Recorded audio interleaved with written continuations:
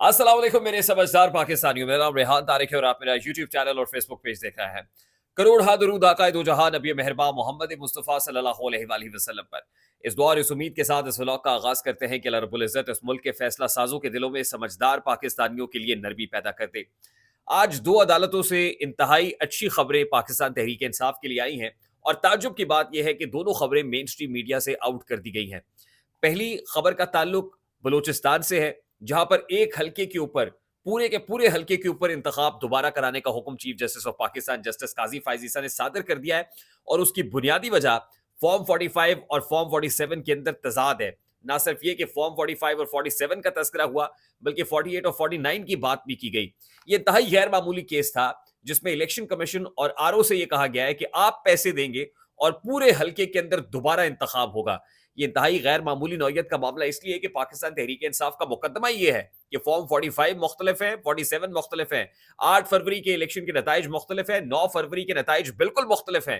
तो ऐसे में अगर इसको पाकिस्तान तहरीक इंसाफ के लिए ठंडी हवा का झोंका कहा जाए तो कहना गलत नहीं होगा।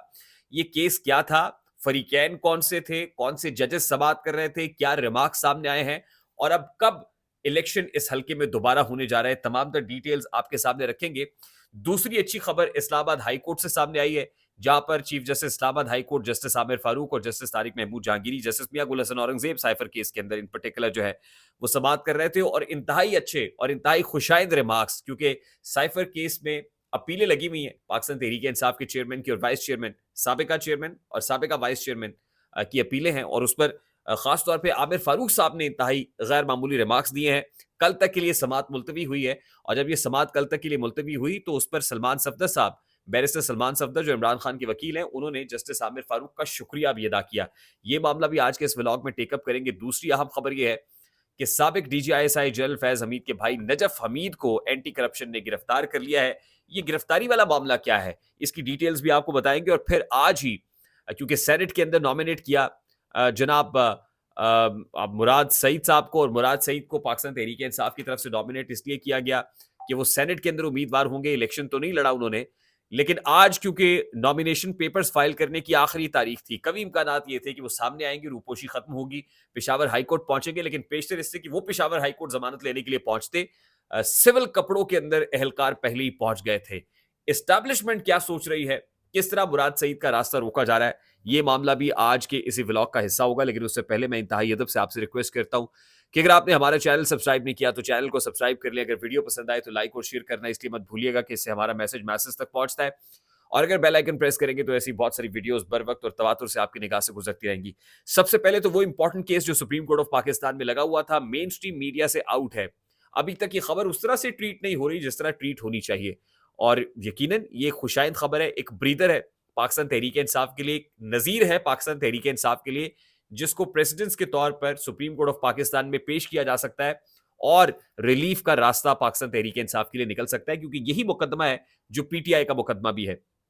ये बलूचिस्तान से प्रोविंशियल असेंबली की कॉन्स्टिट्यूंसी है, PB50 कल अब्दुल्ला का इलाका है, जहां पर जमुरत खान, जिनका ताल्लुक ANP यानी अवामी नेशनल पार्टी से था, वो तकरीबन 45,000 वोट लेकर कामयाब हुए थे। और दूसरे नंबर पर यहीं से जमीयत उलमा इस्लाम के मलिक नवाज थे, फिर पख्तूनख्वा मिली अवामी पार्टी के मीर वाइज अचकजई थे। उन्होंने जमुरत खान की इस कामयाबी को चैलेंज कर रखा था। मैं आपको बताऊं कि जमुरत खान 44,000 वोट ले सके थे, जमीयत उलमा इस्लाम के जो मलिक नवाज है उनके जमुरत खान के 45 थे और इनके 44,000 वोट थे दूसरे नंबर पर आने वाले के। और पश्तूनख्वा मिली अवामी पार्टी के जो मीर वाइज अचकजई हैं, इन्होंने तकरीबन 35,000 वोट यहां से हासिल किए थे।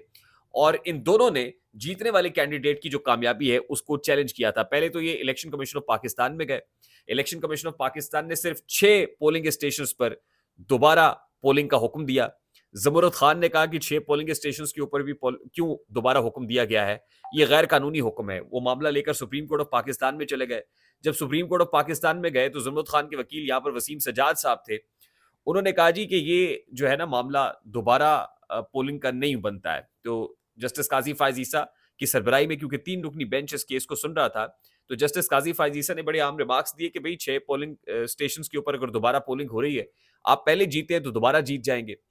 फिर जो अनोमलीज थी इस इंतखाब के अंदर वो ये थी कि आप अंदाजा कीजिए कि 90% से ज्यादा, आप ये कहें कि 95% या 99% जो है वोटर टर्नआउट होगा तो यकीनन बड़े ताज्जुब की बात होगी कि 99%। कुछ पोलिंग स्टेशन तो ऐसे हैं जहां पर यह पता चला कि 100% जो वोटर टर्नआउट है वो 100% है, यानी जितने लोग मौजूद है सबने आके वोट डाल दिए हैं। तो जब 90% से ज्यादा टर्नआउट होता है तो ये टर्नआउट मशकूक बनाता है मामले को। और जाहिर है ये वोट किस तरह डाले गए होंगे, किसने डाले गए होंगे, फिर क्या फौज शुदगान के वोट भी डाल दिए गए, बहुत सारी ऐसी चीजें थी जो अनोमलीज थी इस हल्के के अंदर पर्टिकुलरली और इस इंतखाब के अंदर। अच्छा, जस्टिस काजी फायज ईसा की सरबराही में 3 रुकनी बेंच ने समाअत की। वकील दरखास्त गुजार वसीम सज्जाद ने कहा कि इलेक्शन कमीशन की मखसूस पोलिंग स्टेशन पर 99% टर्नआउट मशकूक करार देने की दलील काबिल कबूल नहीं है। हल्के की कई पोलिंग स्टेशन पर भी टर्नआउट 99% था, वहां दोबारा वोटिंग का हुक्म नहीं दिया गया। जिन पोलिंग स्टेशन से मेरा मौक्किल कामयाब हुआ सिर्फ वहां पर रीपोलिंग का हुक्म दिया गया है। मेरे मौक्किल जमूरत खान ने हल्फ भी उठा लिया था, इलेक्शन कमीशन ने नोटिफिकेशन मुअत्तल किया। अब ये दरखास्त गुजार के वकील कह रहे हैं। जेयूआई के वकील ने कहा कि जहां जमूरत खान जीता वहां फॉर्म 45 और 47 के अंदर तजाद था। चीफ जस्टिस ने रिमार्क्स दिए कि अदालत को इतनी बारीकियों में लेकर मत जाए, ट्राइब्यूनल्स बन चुके हैं, अपीलें वहां दायर करें। अदालत बैठकर 400 इलेक्शन केसेस नहीं सुन सकती है। फरीकैन रजामंद हैं तो पूरे हल्के में दोबारा पोलिंग करा देते हैं। अदालत ने फरीकैन की रजामंदी से हल्के में दोबारा पोलिंग का हुक्म दे दिया और सुप्रीम कोर्ट ने हुक्म दिया है कि इलेक्शन कमीशन आइन और कानून के मुताबिक शफाफ पोलिंग को यकीनी बनाएगा। और एएनपी के जमूरत खान ने इलेक्शन कमीशन का हुक्म सुप्रीम कोर्ट में चैलेंज किया था। ये 28 मार्च को इस हल्के में पोलिंग होने जा रही है। जस्टिस काजी फायज ईसा की अदालत में यह मामला टेकअप हुआ, डिस्कस हुआ। अब ये नजीर तो मौजूद है, यानी सुप्रीम कोर्ट में अब जाए ना पाकिस्तान तहरीक इंसाफ और अपना मुकदमा साबित करे, बताए कि किस तरह फॉर्म 45 और 47 के अंदर तजाद था। ठीक है, दोबारा करानी है, पोलिंग कराएं। Chief justice of Pakistan justice Qazi Faez Isa का यह फैसला कम से कम एक ठंडी हवा का झोंका है पीटीआई के लिए कि फॉर्म 45 और 47 का मुकदमा मरने मत दें, डाई डाउन ना होने दें, इस मामले को टेकअप किए रखें और अदालतों का दरवाजा खटखटाए रखें। कहीं ना कहीं कोई ना कोई किसी काजी की जंजीर जो है वो यकीनन हिलेगी तो ही पता चलेगा कि मामला क्या है। दूसरी इंपॉर्टेंट चीज ये है कि आज इस्लामाबाद हाई कोर्ट के अंदर जो साइफर केस में जो अपीलें हैं उसकी समाअत हुई। सलमान सफदर साहब ने दलाइल दिए क्योंकि मेरिट के ऊपर केस अब कंटेस्ट हो रहा है, क्योंकि इसके ऊपर जो प्रोसिक्यूशन है उन्होंने कहा था कि जी अपील बनती नहीं है। तो इस्लामाबाद हाई कोर्ट ने कहा था कि अपील बनती है या नहीं बनती, इस केस का फैसला यानी अपील बनती है या नहीं बनती, इस बात का फैसला दलाइल मेरिट पर दलाइल सुनने के बाद इकट्ठा ही सुनाएंगे। ये दोनों फैसले एक साथ आएंगे। तो आज दलाइल शुरू हो गए हैं। सलमान सफदर साहब ने दलाइल दिए, उस पर जस्टिस आमिर फारूक साहब की जो रिमार्क्स हैं इंतहाई गैर मामूली हैं। साइफर केस में वो कहते हैं कि कम से कम ये तो बता दें कि साइफर में कम्युनिकेशन क्या थी, क्या कम्युनिकेशन हुई। प्रोसिक्यूशन कहती है कि जी साइफर क्लासिफाइड था, ये क्लासिफाइड डॉक्यूमेंट था, हम बता नहीं सकते। जस्टिस आमिर फारूक साहब ने कहा एक शख्स को सजा दी गई, पता तो चले कि दस्तावेज में लिखा क्या हुआ था, क्या ऐसा लिखा था जिसको ट्विस्ट किया गया, फिर ही सजा दी गई ना, पता तो चले ना कि क्या था जिसको ट्विस्ट कर दिया गया इमरान खान की तरफ से। फिर उसके बाद शाहमूद कुरैशी साहब की तकरीर जो है उसका मतन भी आज अदालत में पढ़कर सुनाया गया, जिस पर जज साहब ने, मियां गुल हसन औरंगजेब साहब ने कहा कि ये तो सियासी तकरीर है। इमरान खान की तकरीर का मतन भी पढ़कर सुनाया गया, जिस पर रिमार्क्स यही थे कि ये तो एक सियासी तकरीर है। सियासी तकरीर का मतन जो है उसकी बेस पर आपने सजा सुना दी, किसी को 10 साल की सजा हो गई। तो ये बड़े इंपॉर्टेंट और गैर मामूली रिमार्क्स हैं। अब समाअत कल तक के लिए मुलतवी हुई है और कल तक मुलतवी होने पर बैरिस्टर सलमान सफदर ने जस्टिस आमिर फारूक का शुक्रिया भी अदा किया है। कोई लंबी तारीख नहीं डली, बल्कि कल तक की तारीख इस मामले में डल गई है। तो ये मामला अब इंतहाई अहम मोड़ इख्तियार करता हुआ दिखाई दे रहा है। मैंने आपको बताया था कि अगर ये आला अदालतों के अंदर केसेस लगेंगे तो ठहर नहीं पाएंगे। इसमें इमरान खान को फेयर ट्रायल का मौका नहीं मिला। दूसरी इंपॉर्टेंट चीज ये है कि नजफ हमीद साहब जो साबिक डीजीआईएसआई जनरल फैज हमीद के भाई हैं, उनको एंटी करप्शन ने गिरफ्तार किया है। ये 2023 का मुकदमा था जो नजफ हमीद साहब के अगेंस्ट एंटी करप्शन ने बनाया हुआ था और बिलाखिर आज जब वो जमानत में तोसी के लिए पेश हुए तो ताखीर से आने से जमानत जो है वो मुस्तरद कर दी गई और फिर उन्हें मौके पे गिरफ्तार किया गया। और जरा ये बताते हैं कि एंटी करप्शन ने गिरफ्तार करके वो चकवाल की तरफ उनको ले गए। अच्छा, अब ये महकमा इंसदाद रिश्वत सतानी ने रावलपिंडी की अदालत से नजफ हमीद को गिरफ्तार किया है। रावलपिंडी से गिरफ्तार हुए हैं।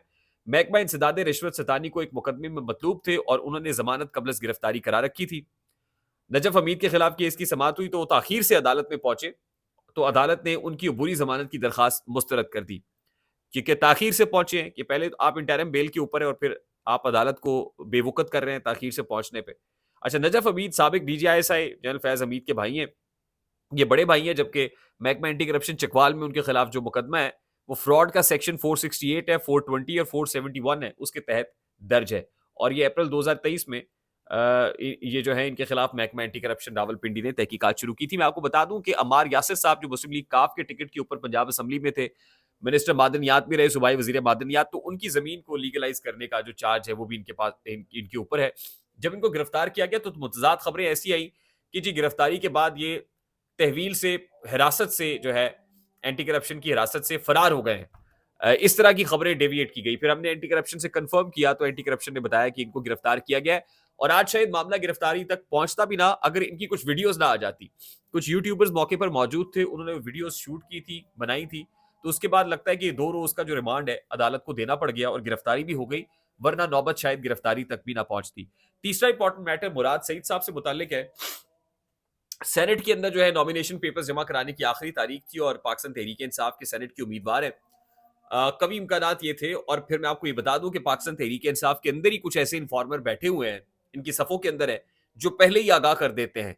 यानी वो पहले ही होशियार कर देते हैं लोगों को। उन्होंने होशियार कर दिया, बता दिया कि मुराद सईद साहब आज पेशावर हाई कोर्ट आ रहे हैं और वहां से वो जमानत लेंगे। पेशतर इससे कि मुराद सईद साहब आते सिविल कपड़ों में मलबूस जो एहलकार हैं वो पेशावर हाई कोर्ट के बाहर कहते हैं कि दर्जनों की तादाद में पहुंच गए और फिर मुराद सईद साहब जो है वो अदालत नहीं आ सके। लगता यह है कि बहुत से लोगों ने अपनी रूपोशी खत्म कर दी है, लेकिन मुराद सईद की रूपोशी खत्म होती भी मुझे नजर नहीं आ रही। इस्टेब्लिशमेंट की खासी मुखासमत है।